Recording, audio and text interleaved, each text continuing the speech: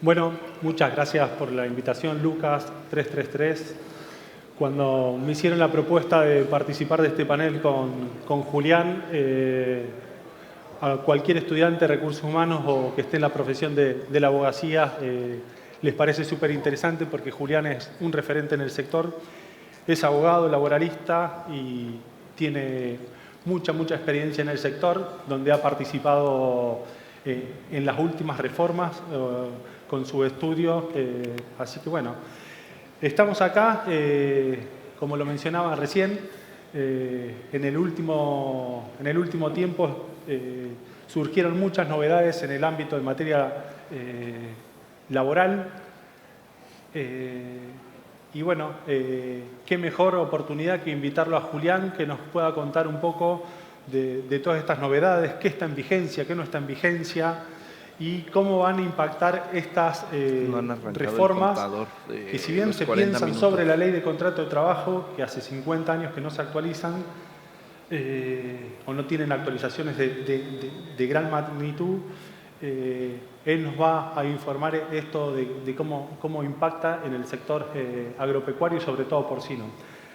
La dinámica que propusimos es que va a ser una presentación y sobre esa presentación después vamos a hacer un ping-pong con algunas preguntas específicas del impacto, más que nada en la producción de cerdos. Bienvenido, Julián. Muchas gracias. Gracias a ti. Bueno, debería decirles que se siente uno un poco extraño cuando está en este lugar, porque tiene faroles que parecen partes de una sala de interrogatorio. Y de hecho, debería ser así. Deberíamos recibir de todos ustedes las inquietudes. Adelante de mío yo tengo un poco la copia de lo que ustedes van a visualizar y yo voy a tratar de trazar en 15, 20 minutos, a lo mejor 25, todas las características de la reforma laboral, que para que ustedes estén claramente en situación, la mayoría de la reforma laboral se aplica al sector en la que estamos hoy convocados. ¿Viste dónde está Víctor Ochoa? Y yo me siento en una Argentina rara, porque estuve también en el evento de la convocatoria de la sociedad rural y de las entidades rurales en la exposición, y ahora estoy en un evento donde los dos escenarios son escenarios de crecimiento, de desarrollo y de agregar valor. Y la reforma laboral funciona solamente si hay crecimiento y hay una corriente empresaria que piensa en que la consigna es no solamente invertir, producir más, facturar, sino también agregar a la cadena de valor nuevos pasos que permitan favorecer el crecimiento. Bueno, voy un poco a cuáles son las dos características fundamentales de la reforma laboral. Les quería aclarar que toda esta presentación va a quedar en manos de los organizadores para que puedan estar a disposición de cualquiera de ustedes si lo quisieran visualizar. No tanto como en España. La reforma laboral tiene varios ejes, pero hay dos ejes que son fundamentales. El eje más importante que está arriba de todo es el de... Ay, perdón. El eje más importante que es la intervención de las nuevas tecnologías. En Expo Agro, a mí me subieron a un equipo que dos drones le daban la información a la computadora que conducía la cosechadora. Los dos drones salían a volar solos para fotografiar el lugar donde tenían que hacer la cosecha, se instalaban solos, no tenía tripulante, o sea que el que está sentado en la cabina es solamente para controlar que los equipos funcionen razonablemente bien, y la cosechadora hacía la cosecha, clasificaba el grano, embolsaba, etiquetaba y después con una cinta transportadora le cargaba las bolsas ya etiquetadas, pesadas y certificadas a un camión que se colocaba a la par de la cosechadora para cumplir con su función. O sea, la impronta de las nuevas tecnologías está produciendo dos fenómenos. El fenómeno de la sustitución del personal en el campo y el fenómeno de la anulación de muchos puestos de trabajo que ahora van a ser reemplazados con el tiempo, con la informática, la robótica y con la inteligencia artificial. Y la segunda cuestión muy importante es que la reforma laboral busca simplificar y hacer muy fluidas las relaciones laborales, sacando todas las trabas que tenía la legislación laboral de la Ley de Contrato de Trabajo original, que gracias a las leyes Recalde generaron una cantidad enorme de mecanismos de obstrucción que impedían la libre contratación. Para mostrarles algunas de las cuestiones más relevantes, no solamente tenemos los 8 meses de periodo de prueba para el sector agrario, sino que han quedado sin estabilidad gremial todos los congresales de los sindicatos. Todos los congresales de los sindicatos han quedado sin estabilidad, sin protección, y todos los cargos suplentes de los delegados. Esto para ir mostrando algunas de las perlitas que trae la reforma cuando uno la lee con detalle. A su vez, acaba de salir el primer decreto reglamentario de la ley, muy importante a tener en cuenta que salió el sistema de blanqueo, que es a costo cero. Bueno, pero capaz de tenemos dos instrumentos en la ley, en la reforma laboral, en la ley de modernización, que son de costo cero. El blanqueo de todo aquel que no estaba registrado con el perdón de todas las deudas del pasado. Y el FAL, que es el Fondo de Asistencia Laboral, que permitiría el pago del despido en un fondo también a costo cero. Porque uno deposita el 2,5%, si es una empresa chica, el 1% si es una empresa grande, en el FAL, pero lo descuenta de las contribuciones patronales. Y por lo tanto, el costo de las indemnizaciones que uno va a asumir en el FAL tiene costo cero por 2 años. Y luego regreso de Pormex y el lunes vamos a la que sigue. A Guadalajara. Otro de los cambios que hay es la deslaboralización de muchos de los institutos que hay en el derecho laboral. Y para eso es muy importante tener en cuenta que la Ley de Contrato de Trabajo está excluyendo los contratos vinculados con el Código Civil y Comercial, contrato de agencia, contrato de transporte, contrato de distribución, contrato de corretaje, toda la celebración de contratos entre autónomos, todas las aplicaciones, incluyendo las aplicaciones vinculadas con el transporte de personas y con el transporte de carga, y después hay otras exclusiones más que no interesan para el sector.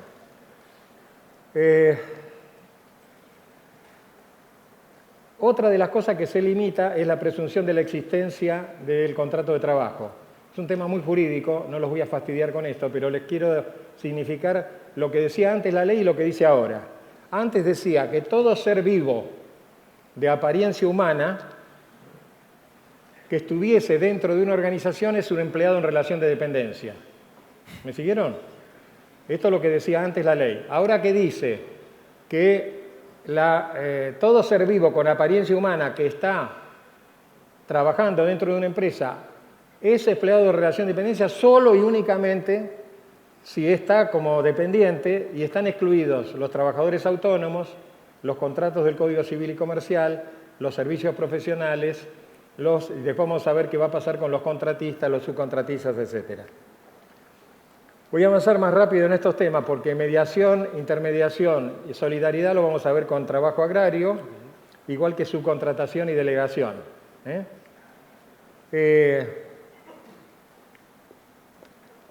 Ius variandi, se pueden modificar las condiciones de trabajo y han cambiado totalmente los requisitos de la ley. Antes había que tener una transformación, el cambio tendría que ser razonable. La palabra razonable se eliminó del artículo 66, que es el de ius variandi, y tenía que producir la seguridad de que no generara daño ni moral ni material al trabajador. Y se sacó también daño moral, con lo único que el trabajador podría defenderse es si tiene daño material. Y si lo tuviese, se puede considerar despedido, previa intimación, pero de ninguna manera ese trabajador se podría podría judicializar el reclamo, cosa que existía antes con la ley Julián, Recalde. para llevar al llano un poco el ius variandi y de qué se trata el artículo 66 que también se vio modificado ahora, ¿algún ejemplo que nos puedas aportar en alguna situación? Sí, cómo no.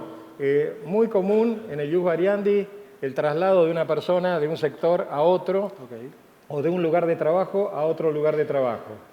Si el trabajador tiene un marco de equidistancia desde el lugar de residencia, no se cuentan más los famosos 30 kilómetros, 20 kilómetros, la distancia, sino el vector a través del cual uno tiene al trabajador trasladado de un lugar a otro, ese traslado es absolutamente viable y el trabajador, salvo que le produzca un daño material, que tendría que visualizarse cuál es, a veces cuando hay un daño material, que puede ser, por ejemplo, un gasto extra de transporte, la empresa le suple ese gasto de transporte y el daño material desaparece. Entonces, con eso se podría aplicar perfectamente el ius variandi en el mundo del trabajo agrario, donde nosotros tenemos en el estudio muchas explotaciones agropecuarias. El tema de todos los cambios que se están operando son fenomenales. Entonces, este nuevo ius variandi permite que todos esos cambios se viabilicen y les cuento que en muchas estancias y organizaciones muy complejas que nosotros asesoramos, no hemos tenido ni un solo caso judicial, con lo cual, ¿qué significa? Que aplicando bien la reforma laboral, también disminuye considerablemente el riesgo de tener un reclamo en sede judicial. Para que tengan ustedes una idea, y les pongo esto con un ejemplo que es totalmente arbitrario, en el traslado de la Justicia Nacional a Cava, a la ciudad de Buenos Aires, que se está transformando de Justicia Nacional en Justicia de la Ciudad Autónoma de Buenos Aires, se están eliminando 25 juzgados y 3 salas de la Cámara. ¿Por qué? Porque ha disminuido considerablemente la cantidad de juicios laborales que se están entablando. Lo que sí han crecido, y ese es un tema pendiente de la reforma, son los juicios por riesgos del trabajo, que es un tema que vamos a ver después. Quería aportar un poquito ahí al ius variandi. Volviendo y para cerrar el tema, si les cambiábamos las condiciones a algún trabajador, el trabajador se podía considerar despedido y la justicia fallaba a favor por estos cambios y ahí con la modificación de este artículo está más protegido el empleador en ese sentido. Claro, no solamente está más protegido, si el trabajador no puede demostrar que tenga un daño material en el cambio, porque ya el daño moral desapareció, que era era un daño muy volátil, no tiene ninguna posibilidad ni siquiera de considerarse despedido y por lo tanto tiene que aceptar la modificación.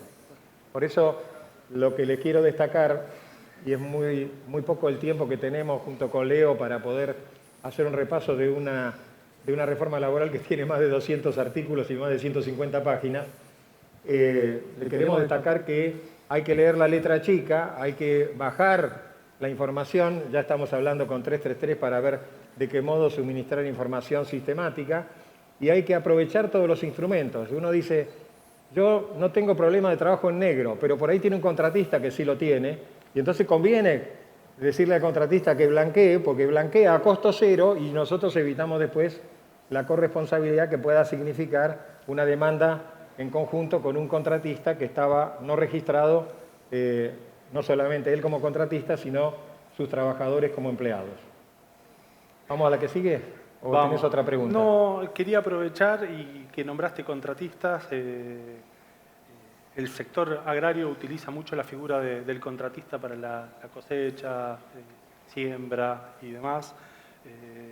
¿Qué hace esta nueva ley o qué garantías tiene con esta nueva modificación el arrendatario de la tierra y el empresario? Perfecto.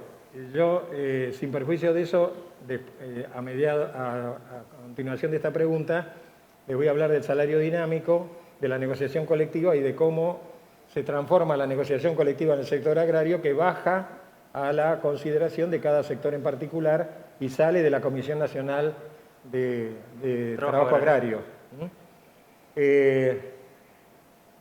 Vamos a ver las distintas figuras. La primera figura es empresa, que toma personal para brindarlo a una empresa usuaria y que hasta ahora se aplicaba un famoso artículo 29 que los jueces decían las cargas sociales las tiene que pagar la usuaria, mientras ya la estaba pagando la empresa contratante y al final se pagaba 2 veces.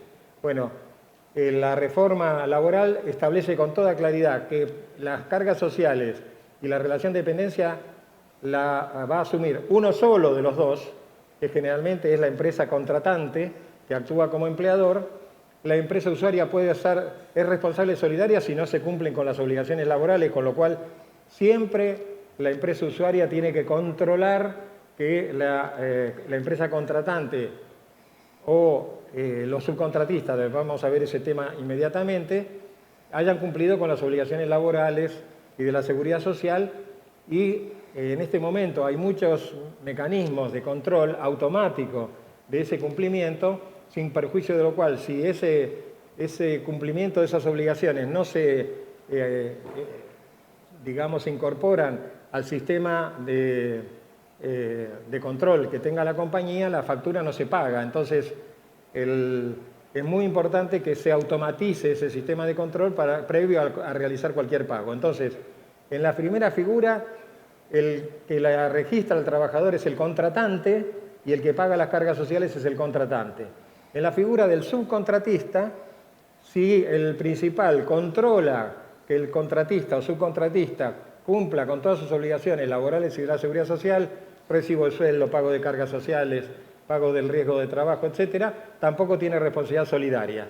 Entonces, es muy importante que ejerzamos los controles. En todos los sistemas de liquidación de sueldos se agrega el sistema de control de contratistas y subcontratistas y de contratantes como un mecanismo automático de gestión, de modo tal que no tienen que crear un departamento, un área específica, sino que tienen que subir al sistema, el sistema de control, que automáticamente le requiere al contratista o al subcontratista o al contratante el cumplimiento de todas sus obligaciones con la acreditación de los pagos, con copia de los recibos y demás, cargados en un sistema, y entonces con eso se viabiliza el pago de la factura. Clarísimo. Salario dinámico. Muy importante saber que se le han restado muchas de las atribuciones que tenía la Comisión Nacional de Trabajo Agrario, pero la más importante es que ya no pueden discutir más los salarios. No pueden discutir más los salarios. Los salarios se van a discutir por la ley de convenios colectivos por cada sector. ¿Esto qué significa? Ustedes como sector, que lo podrían hacer por el sector en general, lo podrían hacer por zonas de influencia, lo podrían hacer por las áreas donde se realizan las explotaciones, podrían tener su propio convenio colectivo con su propia discusión y características salariales. Fíjense ustedes, Leo me lo previno antes de iniciar esta charla, que hay muchos problemas con las categorías, ¿no? Tenemos muy pocas categorías para todo lo que significa la estructura salarial de nuestras explotaciones. Tenemos 3, muchas veces. Sí, tal cual. Lo que es la ley de trabajo agrario, las remuneraciones de las actividades las fija la Comisión Nacional de Trabajo Agrario, como mencionaba Julián. En esas actividades específicas, las que nos convoca a nosotros, la actividad porcina, hay 4 categorías y por ahí la problemática en el sector, o lo que se plantea mucho, es que un operario de maternidad donde está especializado se le termina dando después a otro operario de menor calificación la misma categoría o parecida, porque no hay una estructura armada de esa índole. Creo que es con la modificación de esta ley la posibilidad de gestionar convenios de empresa a través de sindicatos o con alguna entidad que la lidere va a ser fundamental para el sector y sobre todo para que tengamos reglas claras en relación a la categorización de los puestos de trabajo. Leo, a eso hay que agregar que a medida que la inflación va disminuyendo, los convenios colectivos van perdiendo el sentido de actualizar los salarios por el IPC del INDEC.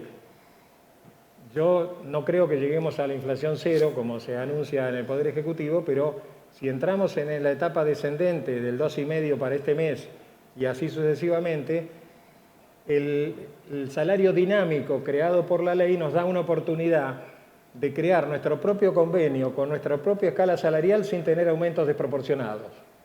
Esta última parte es muy importante porque uno dice, sí, pero me dicen el salario dinámico, pero es un adicional y el adicional me va a representar un costo adicional. Bueno, el convenio de empresa y el convenio de grupo de empresas o el convenio de sector va a prevalecer sobre el convenio de la actividad. Entonces el convenio de la actividad deja de aplicarse para aplicarse el convenio con las categorías que ustedes creen en su propio convenio. No les arriendo la ganancia del esfuerzo que significa hacer esta tarea. Nosotros lo estamos haciendo en varias actividades. Acá en la zona tenemos convenios de empresa muy importantes. Tenemos Papel Prensa en San Pedro, por ejemplo, que tiene convenio de empresa hace varios años, pero que para poder tener convenio de empresa, el sindicato de Papel Prensa de San Pedro se tuvo que desfederar para recuperar su capacidad de negociación. Ahora nadie se tiene que desfederar. Basta con que el sector, la empresa, el grupo de empresas se siente con el sindicato, cree su propio convenio, cree sus propias categorías. ¿Y cómo se hace para sustituir inflación por salario dinámico? El salario dinámico es un salario por productividad y es un salario que puede dar por productividad y por cualquier otro resultado que uno pueda medir. Entonces, en las especialidades que mencionaba Leo, un trabajador especializado que, por ejemplo, se ocupa de un operario de maternidad que hace la comisión de parto, calostrado. Los chicos acá en el sector saben mucho más que nosotros qué tareas realizan. Son especializados y es una labor diaria que es una calificación en particular.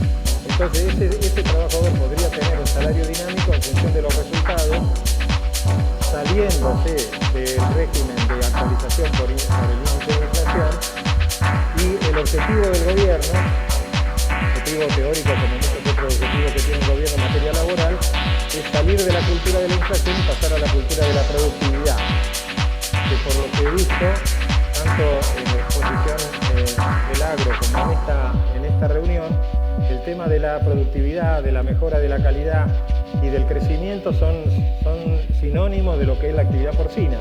Y por lo tanto, les invito a que hagan las reflexiones y los análisis correspondientes para aplicar esto del salario dinámico, que sustituiría mecanismos indexatorios por mecanismos que además pueden tener plazo de vigencia y pueden tener periodos de caducidad, y no son aumentos permanentes, sino que son aumentos que se le pueden asignar periodos de prueba y de análisis y cambiarlo después por otros periodos de prueba para ver hasta qué punto uno llega a tener un mecanismo que sea eficiente.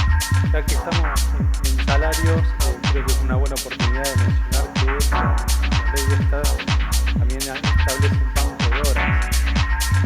En el sector, los criaderos intensivos, los más grandes sobre todo, hay trabajos de tareas que son impostergables para la producción, donde hace que el trabajador rural tenga que trabajar el fin de semana, sábado y domingo, donde la ley de trabajo agrario hoy está prohibido, establece una jornada de 44 horas. ¿Es aplicable el banco de horas en el sector agrario? Es aplicable, Leo, al sector agrario. Les voy a poner un ejemplo que le va a ilustrar en qué consiste el banco de horas. Minera Lumbrera tiene 14 días de trabajo de 12 horas por día. Repito, 14 días de 12 horas de trabajo por día, incluyendo sábado y domingo. Y 10 días de descanso completo. ¿Por qué? Porque la mina está a 400 kilómetros de Andalgalá, de Santa María, que es el pueblo más cercano donde vive el trabajador. Entonces no tiene sentido que tenga descanso los fines de semana y que tenga descanso diario para estar con su familia, porque a su familia no la puede ver. Entonces trabaja 12 horas, las 12 horas son simples. Repito, trabaja 12 horas por día, las 12 horas son simples, descansa 12 horas entre el final de una jornada y el comienzo de la otra, por 14 días seguidos, y después descansa 10 días seguidos en su casa con su familia. No digo que este modelo sea estrictamente el que necesitan ustedes, pero lo que sí es posible es que, fíjense, hay 160 bancos de horas vigentes desde la década del 90 hasta la fecha. El Parque y Tren de la Costa tiene banco de horas, Heladería Fredo tiene banco de horas, los shopping tienen banco de horas, y además a eso le agregan la compensación horaria. El trabajador dice, bueno, voy a trabajar 2 horas extras, ¿no? no sé si las horas extras son de mucha utilización o no, pero le pueden decir, mirá, yo te necesito que trabajes 2 horas extras, pero no te las pago. Te doy 2 horas de descanso adicionales. Y esas 2 horas de descanso adicionales se dan en un determinado día cuando se juntan 8 o 10 o 12 horas y la persona se toma ese día completo de descanso. A muchas explotaciones eso le conviene y además le conviene compensar las horas sin pagar el recargo. Entonces, banco de horas. Y ustedes me dicen, todo el mundo se queja de que no va a cobrar las horas extras. No es así.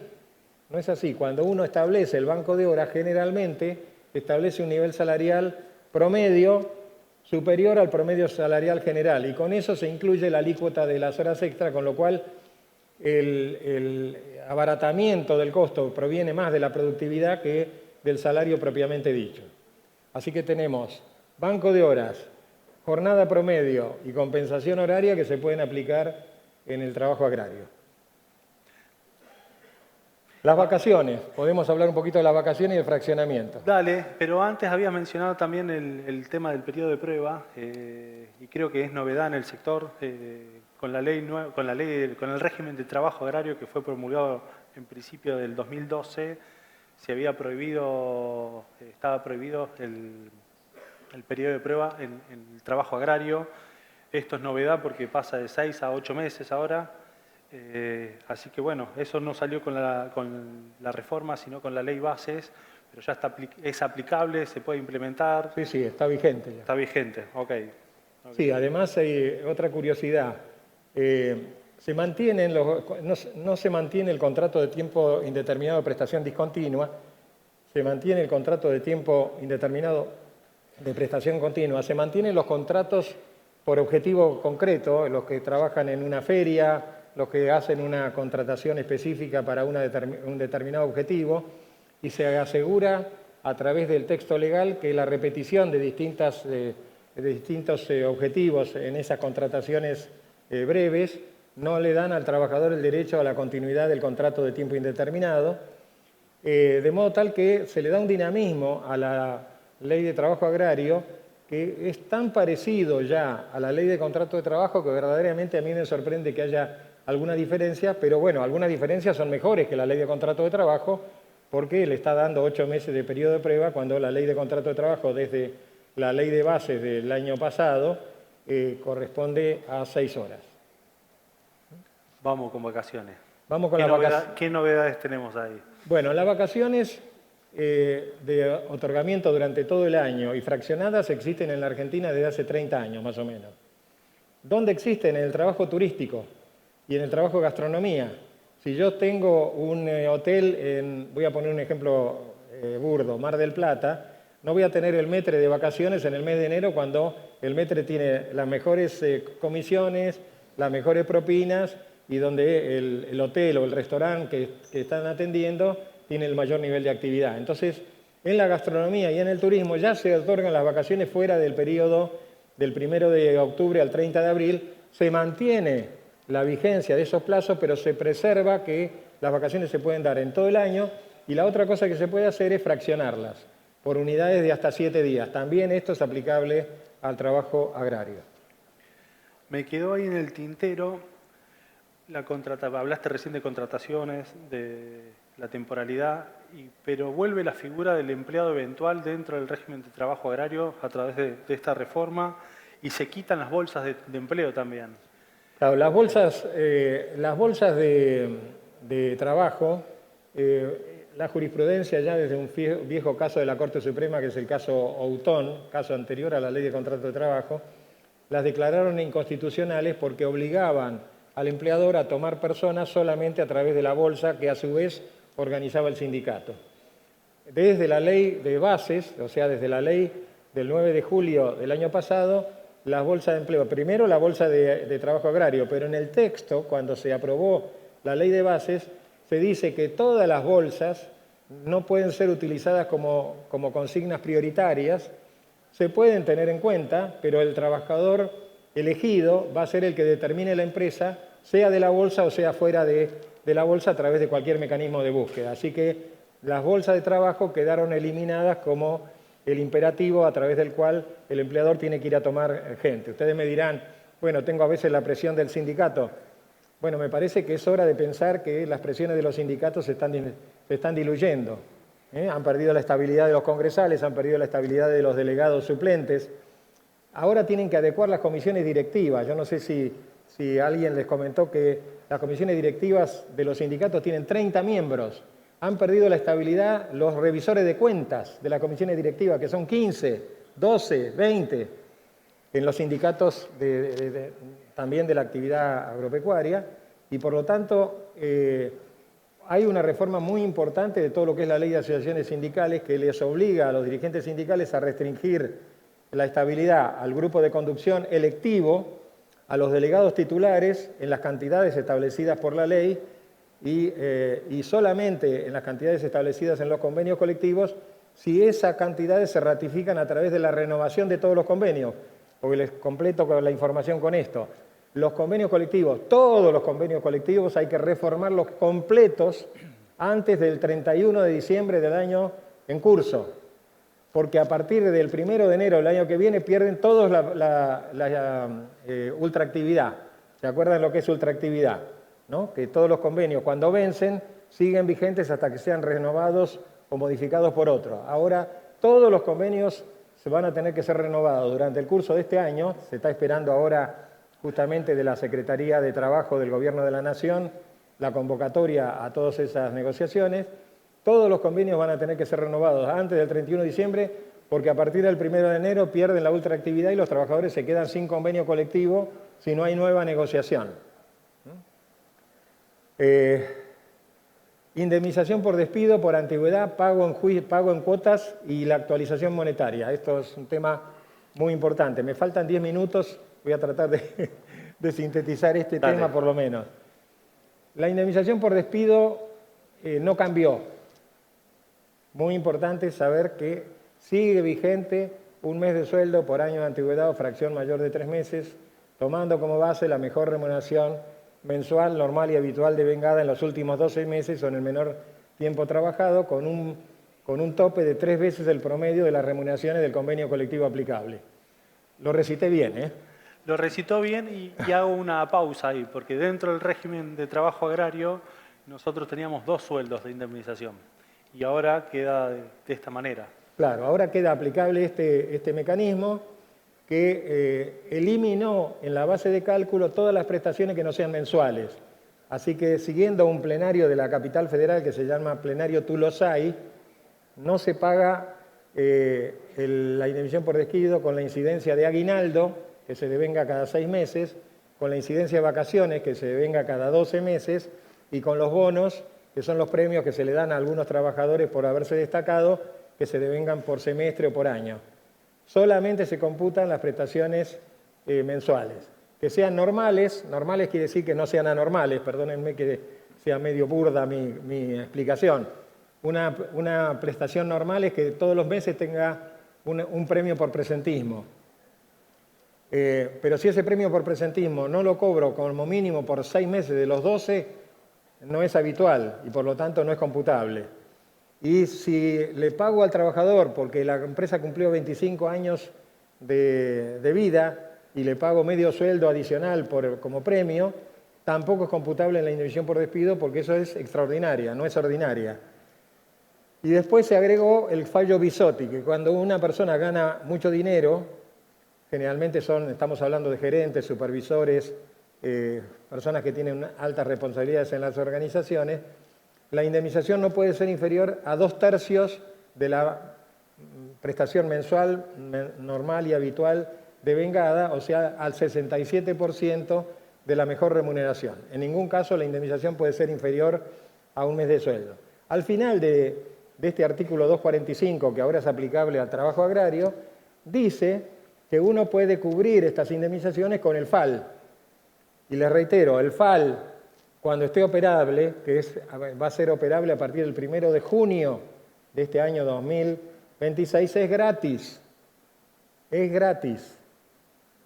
Repito, ¿en qué consiste la gratuidad? En que yo voy a depositar, si soy una empresa de menos de 100 trabajadores, el 2,5% por mes del sueldo.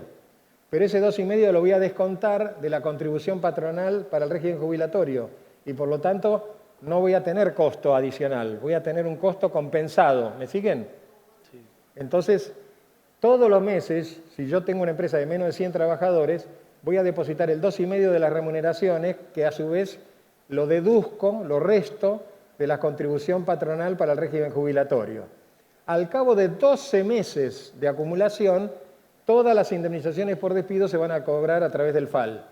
Y por lo tanto, yo no voy a tener todas las indemnizaciones, quiero decir, inclusive de los trabajadores viejos. Yo tengo un trabajador de 20 años, me conviene ingresar al FAL, me conviene ir acumulando y cuando cumpla 21 años, o sea, en un año después del 1 de junio, voy a tener a disposición suficiente dinero para poder desvincular gente que inclusive tenga antigüedad anterior a la existencia del FAL.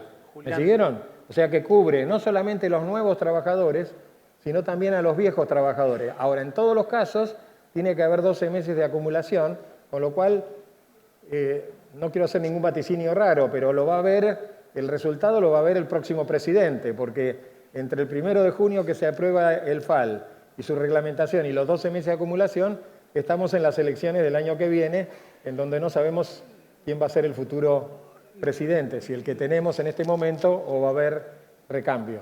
La pregunta ahí es qué pasa con ese fondo si no lo utilizo en esos 12 meses o luego de esos 12 meses. No despedí, no se desvinculó ningún trabajador, la empresa lo puede recuperar, lo puede utilizar para hacer otro pago de cargas sociales. No, la empresa no lo puede recuperar, de acuerdo a la normativa vigente, no lo puede recuperar, pero cuando la acumulación no tiene desvinculaciones, está previsto que esos fondos sean utilizables para otorgar a los trabajadores, en función de su antigüedad, créditos que posibiliten el pago que posibiliten el otorgamiento de créditos para el desarrollo, para el crecimiento de los trabajadores. Pero el FAL no se puede recuperar, solamente es utilizable para los despidos. Pero quiero hablar un poquitito de los mecanismos indexatorios. Hay mucha gente que tiene juicios viejos con cifras muy importantes y eso tiene un nuevo índice de actualización que no es el IPC más el 3%. Es el índice publicado por el Banco Central, acá tienen ustedes la información en este slide, que es el promedio de la tasa pasiva del plazo fijo, que es más o menos entre un 40 y un 50% más bajo que el IPC. Y acaba de salir un fallo de la Sala Segunda de la Cámara del Trabajo de la Capital, que es la cámara más obrerista que hay, diciendo que esta diferenciación entre juicios nuevos con el IPC más el 3% y juicios viejos con esta fórmula de calificación del Banco Central es constitucional. ¿Por qué? Porque las indemnizaciones se deben actualizar en igualdad de circunstancias. Y una cosa es las circunstancias actuales donde está bajando la inflación y otra cosa es cuando viene un juicio desde la época de la pandemia. ¿Me siguieron? Si entran a la página del Banco Central, van a encontrarse con una calculadora que permite hacer esta cuenta. Yo acabo de hacer una cuenta ayer de una empresa pseudo agropecuaria, porque tiene explotación agropecuaria y explotación industrial, de un juicio de 170 millones de pesos de riesgo máximo, no sabemos si va a salir por el máximo, de 170 millones de pesos por el IPC más el 3% y nos dio 81 millones de pesos con la tasa del Banco Central. Entonces les invito a todos a que presten atención a los juicios viejos, porque si se aplica esta tasa del Banco Central, el monto de actualización de esos juicios habilita la posibilidad muchas veces de negociarlos y baja considerablemente el monto final, sobre todo cuando algún juicio viejo tiene montos significativos que pueden afectar el futuro patrimonial de la compañía. Y la otra aclaración que les quiero hacer, faltan 3 minutos de nuestra exposición, es que pago en cuotas. Aquí en la provincia de Santa Fe hubo un fallo que declaró que era inconstitucional el pago en cuotas de las sentencias. ¿Se acuerdan? Se puede pagar una sentencia en 6 cuotas si es una empresa grande y en 12 cuotas si es una empresa chica. La empresa chica es de menos de 100 trabajadores. Hay un fallo. ¿Saben cuántos acuerdos se están firmando con el pago de 6 cuotas y el pago de 100? Cientos de acuerdos. O sea, hay un fallo que dice que es inconstitucional y por lo tanto salió en los diarios, pero hay cientos de acuerdos que se están celebrando, sale la sentencia, las partes, en lugar de tener que ejecutar el trabajador para cobrar su indemnización, trabar embargo, pedir remate y todas vicisitudes que no sabe si van a tener éxito, acepta las 6 cuotas porque son hasta 6 cuotas o hasta 12 cuotas. O sea que uno podría arreglar, nosotros en el estudio estamos cotidianamente arreglando muchos planes de 12 cuotas en 8 o planes de 6 en 4. La única dificultad que hay es que hay que agregar el IPC más el 3% en las cuotas. O sea, no son cuotas gratis, no son cuotas sin interés. Pero lo que les reitero, para los juicios grandes, la tabla del Banco Central, pueden hacer la cuenta con la calculadora de la página del Banco Central y se van a encontrar con la sorpresa de que contingencias que tenían muchos millones de pesos ahora bajaron considerablemente. Segundo, cuando tengan un fallo que termina con el juicio, pueden pagar en 6 cuotas, pueden pagar en 12, pueden pagar hasta 6 o hasta 12, y esas cuotas, la única dificultad que tienen, que no son gratis, que son con el IPC más el 3%, que si sigue bajando la inflación, es un costo adicional verdaderamente de baja significación si a uno le da la facilidad de tener que pagar en cuotas el juicio laboral. Estamos muy limitados con el tiempo. Creo que hay mucho de qué hablar. Pero bueno, me gustaría ir cerrando. Es una pregunta más personal esta. Me tocó en el fines del 2011, principio del 2012. En ese momento se usaba el Excel, no había IA que me ayudara a comparar la ley de trabajo, contrato de trabajo con la ley de trabajo agrario. Y en esa comparación, en ese Excel, la mayoría de los artículos eran parecidos. Es más, en la ley de trabajo agrario, supletoriamente, se basa en la ley de contrato de trabajo. ¿Por qué el gobierno no aprovechó la oportunidad en este momento de incorporar la ley de trabajo agrario a la ley de contrato de trabajo y dejar por fuera los artículos que lo diferenciaban? Leo, me da tu pregunta espacio para decir 2 cosas importantes. La primera es que creo que el sector agropecuario tiene enfoques divididos dependiendo de las organizaciones a las cuales se pertenezca y por lo tanto ha habido alguna objeción a finalmente volcar el trabajo agrario a la ley de contrato de trabajo. Pero por otro lado, yo les decía a los coordinadores de este extraordinario evento, a la gente de 333, que un sector de la importancia que tiene el sector porcino en el desarrollo y en el crecimiento que tiene actualmente, es una voz que se puede escuchar y que se va a ser escuchada en el Ministerio de Capital Humano y en la Secretaría de Trabajo para influir con los cambios que sean necesarios para ustedes y que sean convenientes para ustedes, y lo único que se necesita es que ustedes se pongan de acuerdo en cuáles son los cambios que hay que sugerir al Poder Ejecutivo para que esos cambios se instrumenten. Entonces, yo me comprometo, como le he hecho en muchas organizaciones.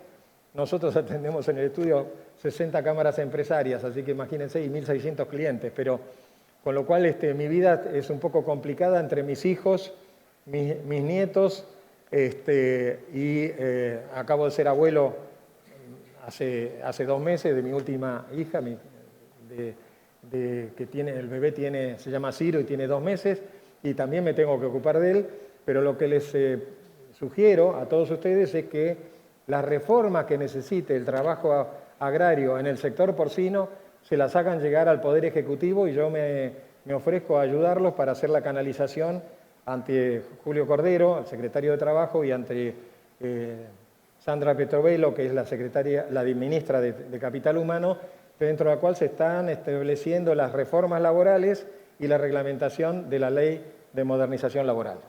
Julián, muchísimas gracias por acompañarnos y un gusto de mi parte. Bueno, muchas gracias a todos por haberme escuchado y ha sido un honor estar con ustedes.